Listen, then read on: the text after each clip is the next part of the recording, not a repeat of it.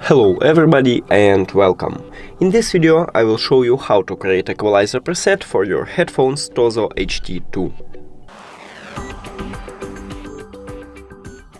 You have to start by open TOZO application, then click on EQ at the top. Right now choose the best one for you.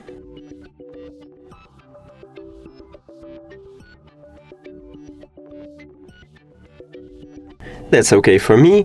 Then click on diskette icon and give a name to this preset.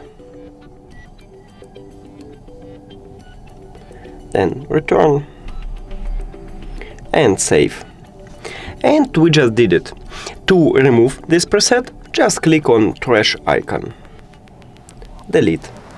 And we just did it. Thank you for watching this video. If you found it helpful, please consider subscribing to channel and leave the like on the video. It's really important to us. See you later!